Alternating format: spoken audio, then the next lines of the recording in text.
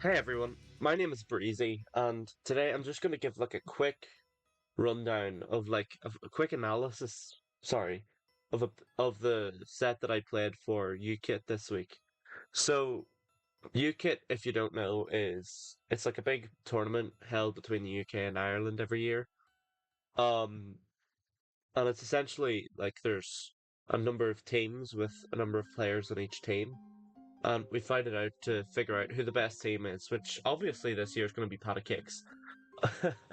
PlaidhaxX is my team, by the way, in case you weren't aware. So, um, I'm gonna give like an analysis of like the two poker pastes, and then we're gonna jump into the set itself. So, the first paste we're gonna look at is my own paste. So you can see here, fairly standard sets for a lot of these Pokemon. We've got the Clear Amulet Coridon, which was actually a mistake, right?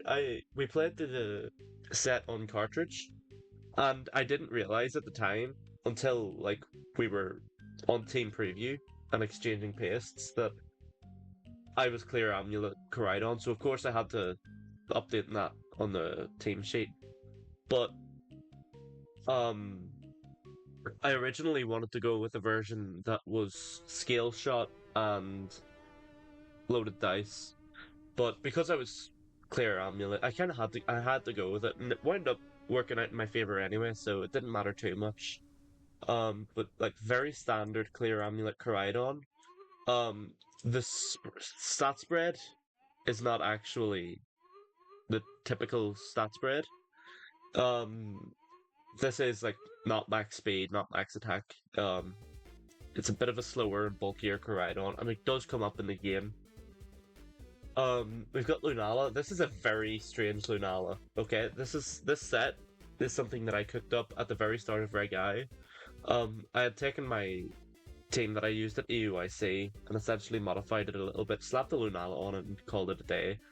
But I already have the Trick Room support within DD, so I opted for Tailwind. A lot of people don't realize that Lunala gets Tailwind, which is it's funny when it comes up, and it does come up a fair bit. I've also got Expanding Force to synergize with it well within DD. Yes, you do miss the coverage you get with Moonblast. I can't lie, Moonblast would have helped a lot in a lot of matchups, but Expanding Force is also really nice to have. Obviously the Tailwind and the Moongeist Beam, or the White Guard and the Moongeist Beam you have everywhere. Now, I am leftovers as opposed to, like a Psychic Seed, Lunala, which would also work fairly well in this team for the added bulk, or like obviously you have your Electric Seed Lunalas, but obviously I have no Miraidon, so it doesn't matter. Um, Leftovers just give me that extra little bit of longevity if I do take damage. Generally, it's like fairly minimal damage, and I can just recover it off with leftovers. A lot of the time I end up with Shadow Shield maybe 2 or 3 times in the game whenever I'm fighting against like Rillaboom and stuff. Uh, so yeah, leftovers does definitely come in very handy a lot of the time, and obviously you get the bulk from Shadow Shield and Terra Fairy as well. It's just phenomenal.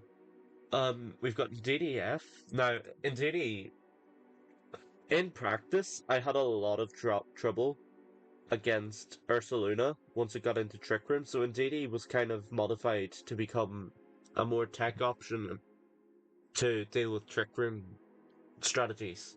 So like I'm running Psychic Seed because it lets me just survive a lot more. Like obviously you saw that I live. There is a very crucial move that I lived, and I didn't even have Psychic Seed active for it, which was really funny. But I still wanted the like the original Indeedee set was Terra Water. I still wanted the Spore redirection from Safety Goggles, so I opted for Terra Grass.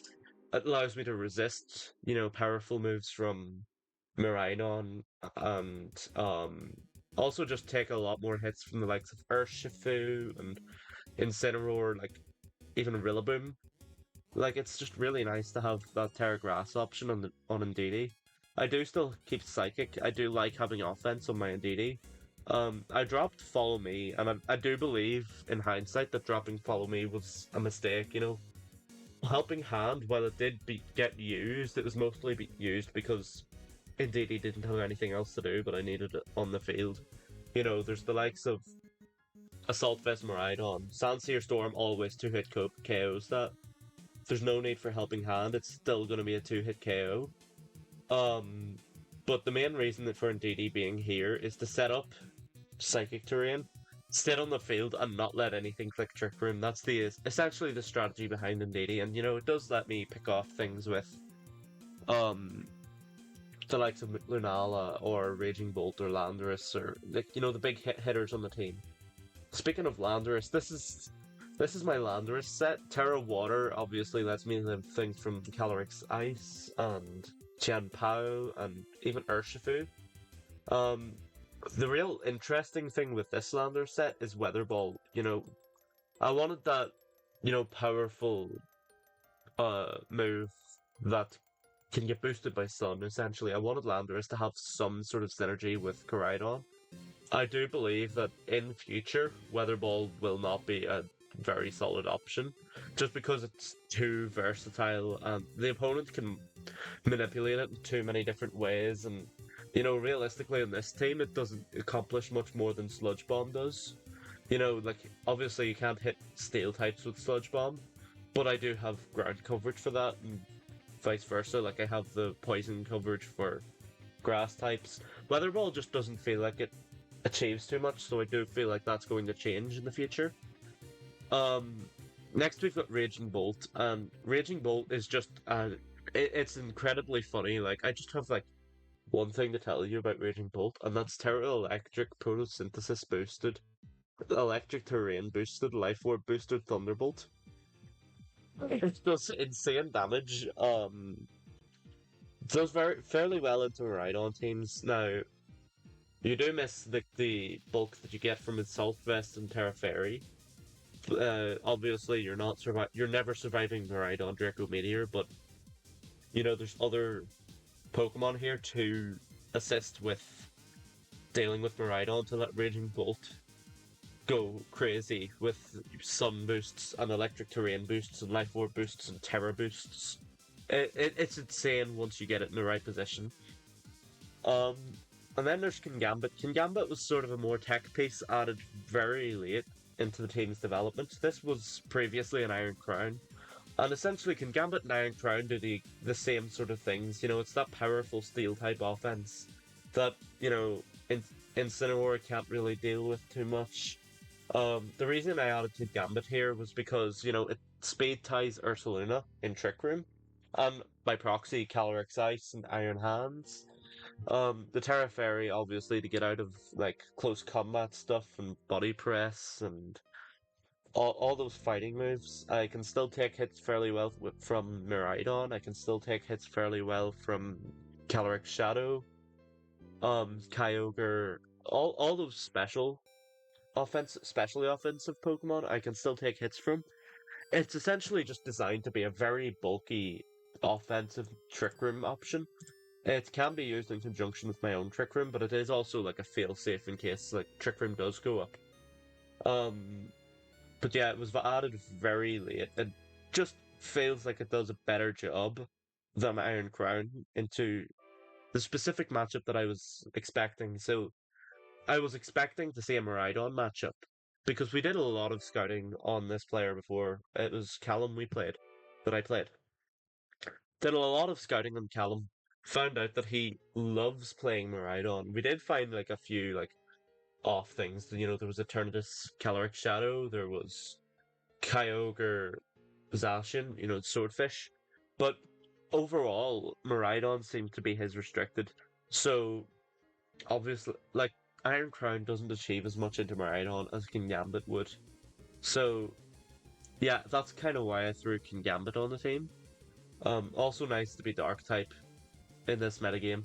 It's just a really strong type to have. Especially since it especially does help to be a Dark type on this team. When I did remove Scarf Chi-Yu in favor of Landorus, I think I did this before Scarf Chi-Yu, before I knew I was fighting against Callum. But it does hurt the team not having any sort of Dark type, so Kingambit really does help there. So we'll have a look at Callum's team here. this is a very interesting, to say the least, team. We've got that Assault Vest Miraidon. Usually this appears alongside with Grimmsnarl, but we don't have a Grimmsnarl here, which is really interesting. You know, we've got this Sash Chien-Pao with Ruination. I saw Ruination and I'm like, right, I'm very safe to just switch in Lunala in front of this. You know, it's never doing more than 50% to me. If I switch in, I can't click Sucker Punch into it that turn anyway. Um, the only threatening thing about this Chien-Pao into Lunala is Ruination, which, in fairness, does help break Shadow Shield. But when you have the likes of Crunch or Throat Chop doing more, I'm not as scared about the Chien-Pao into Lunala. Another thing to note actually about Miraidon is it doesn't threaten Koraidon as much because it's not carrying Dazzling Lane. It's carrying Snarl instead, which, in fairness, into my team, you know, I am very heavily specially oriented, but it is always something you need to watch with Kingambit getting +2 attack from that. Uh, but yeah, we've also got the Calyrex Ice, very standard Calyrex Ice set. I do believe that this is the Justin Tang set. This is the one Justin Tang used to win San Antonio towards the end of Break G. With Terra Fairy. I have thanked Justin for popularizing Terra Fairy when I'm so good at using Steel Offense. Because it makes it so that I can always just pin Calyrex Ice. Incineroar. Very standard Incineroar set, especially when the Assault Vest that is so popular right now is already taken. Covert Cloak, probably the next best option. Um, Amoonguss, very interesting choice on a Miraidon team. So, like, yeah, it's good for redirection, like support with Pollen Puff, but Miraidon is turning it off with Spore. But, like, obviously, like, you could lead, you know, Calyrex Ice, Amoonguss, and try and get a Trick Room up. You could lead Incid Amoonguss, like, fake out Spore. You are still getting your opportunities for Spore as long as you're not fighting against Miraidon. But it is still very popular, and you do have that Mental Herb as well, so you can't really taunt it. And then another fairly interesting choice, and the final choice in this team is Iron Treads, which I can only assume is to help with the Miraidon Mirror. Obviously you have that high horsepower to deal with Miraidon. You can, oh, excuse me, you can Steelroller into Terra Fairy Miraidon, into Calyrex Ice, into Terra Fairy Lunala. You have a lot of options, and obviously Wild Charge that gets boosted by Electric Terrain. So it is essentially like 3-stab Iron Treads, which is really nice to have, but unfortunately I didn't get to see much of this. So now we're going to have a look at the game, and the game, it's a fairly quick one, but it was a very fun one, and there was a lot of thought had to go into it, so without further ado, let's get into this match. So obviously I am Ember, yeah.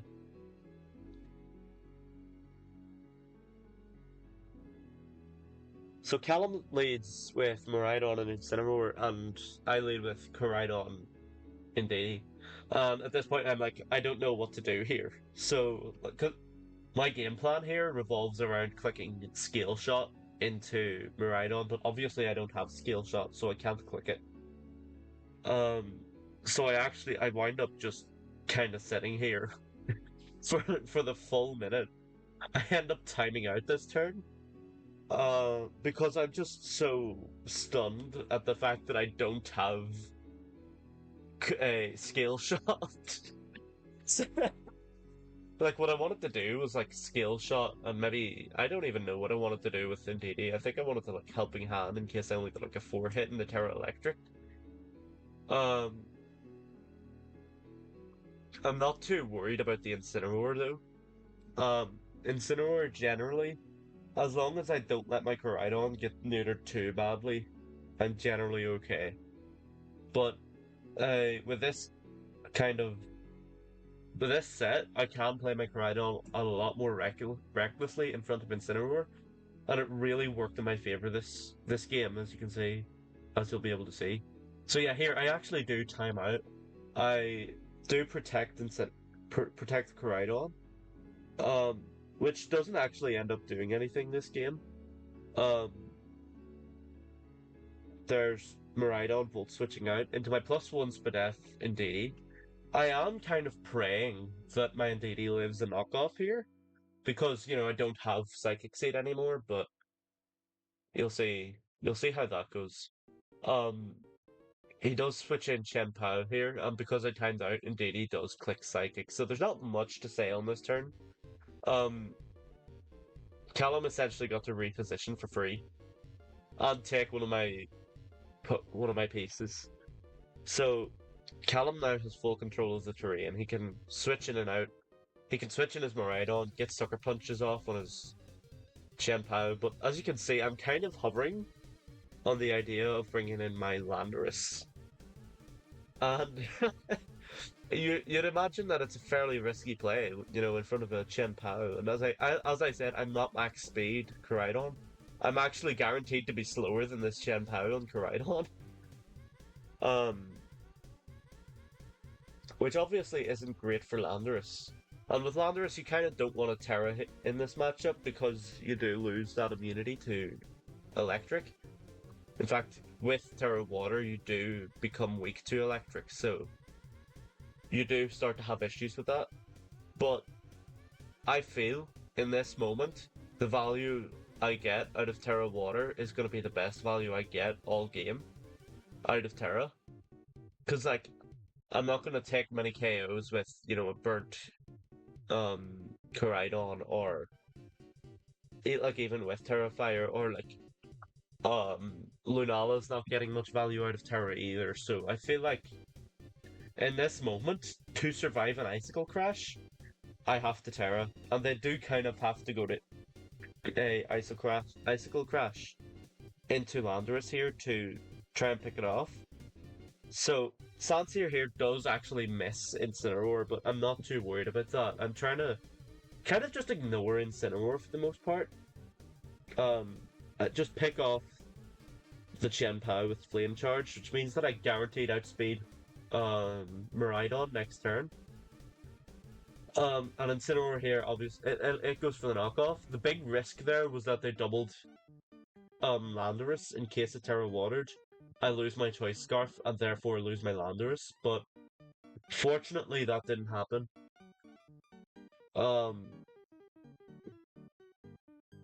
There is incoming now, I believe it's the Miraidon. I do lose my Clear Amulet on Koraidon. That doesn't end up being a major issue. Incineroar, I'm just kind of letting it sit on the field. Koraidon has more or less just done its job already, which is really nice. I could just sort of play reckless with it now, get as much damage with it on the board as I can before it dies inevitably. And on this turn here, I'm trying to figure out, right, this Miraidon's going to kill my Landorus if I don't kill it now. So I double the Miraidon to make sure it dies. I know it never dies to Sanseer. So doubling into it guarantees that it dies. I can just ignore, again, I can just afford to ignore the Incineroar. My Lunala's always beating Calyrex Ice in the back. I'm not too worried about getting hit with what's it called? I'm not always worried about getting hit with a Glacial Lance, because I can always just kind of Shadow Shield and then Wide Guard to bring up the leftovers recovery. The only risk there obviously is high horsepower, but I'm not too worried about it because it's fairly minimal damage. No stab, lower base power. Fairly minimal damage from high horsepower. So yeah, in comes the Calyrex Ice, and I just want to get as much damage down, as I said, with Koraidon, even though I'm burned. My best option here is to just Flare Blitz into the Calyrex. Just guarantees that I get as much damage onto it as possible. If it doesn't Terra, I get a lot of damage onto it. If it does Terra, Collision Course is just going to be weakened by Terra Fairy. It's not going to be very effective. Whereas even if it doesn't Terra, Flare Blitz still does more damage. So I Flare Blitz the Calyrex here. It doesn't end up doing too much. It does also come with the burn chance, which is it's very nice. Obviously Sanseer has the burn chance too, but I can't burn because of sheer force. But Flare Blitz, a lot of people do seem to forget that Flare Blitz can burn. But the Flare Blitz into Ice Rider just guarantees that Corylon gets as much damage off as possible before it inevitably dies the Glacial Lance here. It does also have that chance for burn. Unfortunately, no burn. We don't get the burn into the Calyrex. Sandseer, once again, double connects. I do get very lucky with my Sandseer connections out. I think I only missed one Sandseer in this entire set, which is absurd. Glacial Lance comes out. Landorus does always survive this because of Terra Water. Really getting the value out of that Terra here. Like, there's not much that I could have done differently, I feel. I think um, maybe not time out turn one. Maybe I should try to, not time out. But yeah, here, it's just in range of a double up. I didn't actually expect this, but because it's single target, Sandseer Storm actually does just kill the Calyrex, which is insane. Um, but even if it didn't, say it missed, Lunala's never dead to +1 Glacial Lance because of Shadow Shield. So I do just pick off the Calyrex there.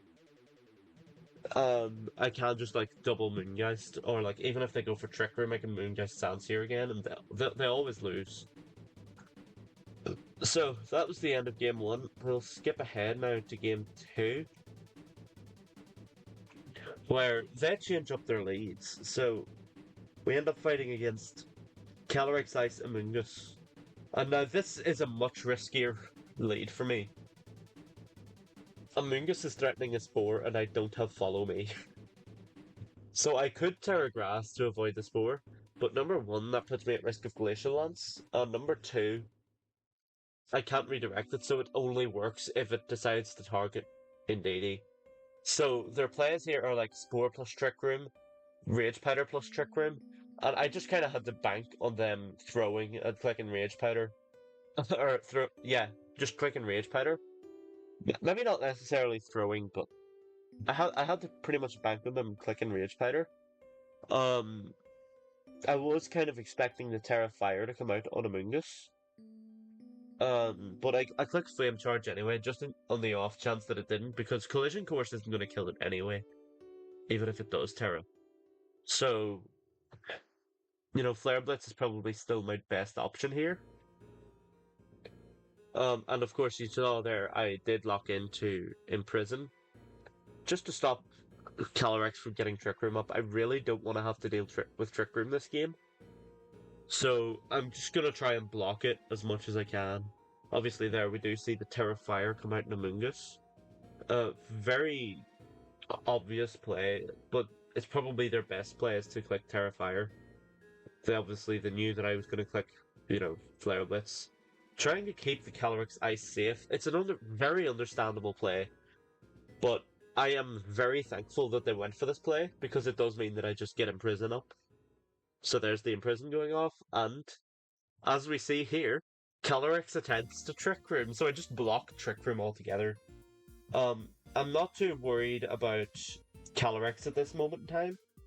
I can just kind of ignore it. I know from this range, I'm only dead to high horsepower crit. So I just kind of want to double the Amoongus, get it off the field. I do Flame Charge the Calyrex, just on the off chance that Amoongus goes for Spore. But no, it goes for Rage Powder. I do believe that Psychic would have killed Amoongus from this range anyway. I do have a little bit of investment on Indeedee. And with the terrain boost as well, Indeedee probably would have killed Amoongus. But I do get the speed boost, which is very important. I did want a Flame Charge there because it allows me to get that speed boost for when Chien-Pao or Miraidon comes in. And there's the high horsepower. I do survive. I don't get crit. I did actually show this set to my cousin, who's a Nuzlocke, and he screamed at me for not playing around the crit, and I'm like, I don't have the space to play around the crit. This is I can't control what my opponent's gonna do. I can get in their head as much as I want, but at the end of the day, it's their decision what happens. But yeah, it is nice to survive that high horsepower. I believe it's Chen Pao comes in here. They do take a little bit of time to consider. Um, but yeah, it is Chen Pao at the end. At the end of the day, and here I'm kind of lost, right? Chen Pao always kills my Koraidon at this point in time. I do want to play around Miraidon coming in and them clicking Sucker Punch, but the problem is I don't have Follow Me on Indeedee, so I can't redirect that away. So I decide to make a pretty bold play here, as you're about to see. Like I do want to get damage down into Calyrex, but I don't have that opening. So I decide to go for my safest option here, which is to protect Koraidon and throw in Lunala. I do kind of dance around on switching in Lunala there, trying to figure out is there a better play. At the end of the day, I don't think there is. Like their best hope is to Sucker Punch my Koraidon, which I can't really punish without protecting. And because it's such a hyper offensive team, they probably don't expect me to be switching too much. So, and especially with Indeedee having Psychic Seed active, it is like it's not something that they would have expected to happen. But I do need to keep terrain up as much as possible to block those sucker punches. So here I do actually dance around the idea of click on flame charge, but I don't really need to. I believe I just go collision course into collision course with Chen Pao and switch in Indeedee, hoping to block a sucker punch to make sure they get the least value out of the turn. That's my main goal here, is to get the most value while also limiting how much value they're getting out of the turn. So yeah, there I locked in Indeedee coming back in place of Lunala. I am very badly hoping that they click Sucker Punch here, but I think they did kind of see through my Indeedee switch in, because, like, I needed to block Sucker Punch, because they don't actually go for Sucker. You'll see now in a second what they go for. So there's the collision course into Chen Pao. The thinking here, I know it's Sash, but the thinking here was to break the focus Sash so that I can come in with Landorus afterwards and take out the Chen Pao. That's what I wanted to do, because I don't have the multi-hit moves to take it out. I'm willing to risk Koraidon getting killed by Drift. And of course it does go down. But at this point it's more or less won, because Landorus comes in, and there's a bit of a mind game going on as Landorus comes in. So obviously, I don't have Terra left. I can't Terra out of my Ice weakness, so there is the risk that, I click Sandseer Storm here. Chen Pao avoids the attack and clicks Icicle Crash, kills my Landorus, and I lose the game from there. That is a very real risk that happens here. But I don't think they're going to do that. They don't want to risk everything. I think they're going to try for a Sucker Punch play, so...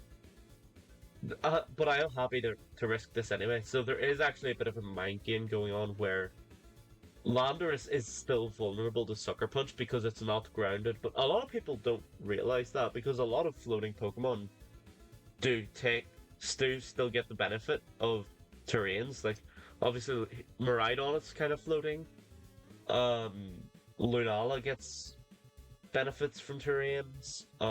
There's a few floaters that get terrain benefits, but obviously Sandseer Storm with Helping Hand, it's never killing Miraidon. I know it never OHKOs Miraidon, even with Helping Hand. It's always a 2-KO, but I just need an Indeedee on the field for one more turn. So I actually miraculously survive Electro Drift even without Psychic Seed. Now it is Salt Vest and there is no electric terrain, so it was weakened a fair bit, but it does allow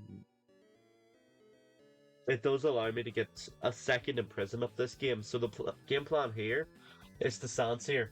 I don't care if they switch anything out here because I am always taking a kill.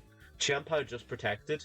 There is a 50% chance that it gets the double protect, and that's only if he goes for it. I don't think he's going to go for it. So, my. I think the worst thing that could happen here is Sanseer miss. Um, but yeah, I always take a KO here. Miraidon winds up being Pokemon that he saves, which is it's fairly handy for me. Um, obviously in comes the Calyrex Ice. I click Sanseer.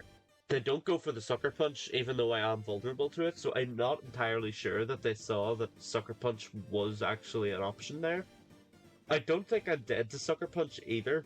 And there's the second Imprison coming out so that the Calyrex can't Trick Room. And I would have rather done that this turn rather than next so that I can Helping Hand Sanseer this turn. It lets me get more damage down into Calyrex Ice so that whenever Landorus eventually dies, inevitably dies, Lunala can come in and guaranteed kill it with Moongeist. So yeah, there's the Miraidon coming back in. Miraidon is just dead to Sanseer, so I just Helping Hand Sanseer Storm. I suppose the last turn as well, I could have clicked Helping Hand, but I wanted to click Imprison to still get value, even if they didn't switch. Because if they didn't switch, I still killed with no Helping Hand Sanseer. I still picked up the double KO. But yeah, I click Helping Hand here. I double connect again. So not a single Sanseer drop. Well, sorry, that's a lie. There was one Sanseer dropped in the entire set. One Sanseer miss. In comes the Glacial Lance. There obviously nothing else for them to do, like high horsepower doesn't get any value, like it has the miss chance, can't hit Landorus. And still, like Glacial Lance, it goes in AD as well. There's no reason for them not to go for Glacial Lance. And then, obviously, I only have one more Pokemon to go to. I bring in Lunala. I know for a fact I'm never dead to +2 Glacial Lance. But they are dead to Moongeist Beam. Even if they still had Terra available, I think I still win this. I think I still just kill with Moongeist Beam, even after the Terra, but yeah, here's the Moongeist Beam. Obviously, super effective. I don't think it mattered that much. Calyrex faints, and I win the set 2. Honestly, there's not much that I could have done better. Maybe I should have remembered to, not time out. I should have kept my team sheet right in game as well. Would have let my game plans unfold a bit better. But I do think I've played that fairly well. I played around like all of their different options very well. They obviously played very well too. They tried a few different things. In the end up, I think it was just mainly a rough matchup for them.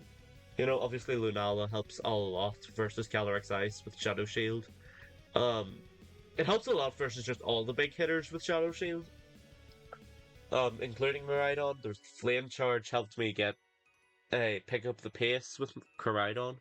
Imprison on the DD helped tremendously to keep the speed in my favor. I do think a lot of the team building choices that I made for this week were very good.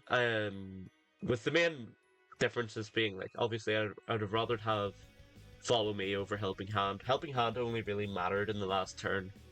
I feel like I could have played that a lot safer that if I had Follow Me. It would have made my opponents take more risks, and it would have made my own plays feel a lot better if I was able to redirect and keep my Pokemon safe. But I do think a lot of the spreads are spot on. I lived a lot of crucial hits. I picked up a lot of crucial KOs. And I do think the mind game of Landorus is definitely something that can be played against a lot of players. So, yeah, that's been my set. I hope you all enjoyed. I hope you all learned something, hopefully, maybe. And yeah, I'll see you all in the next one.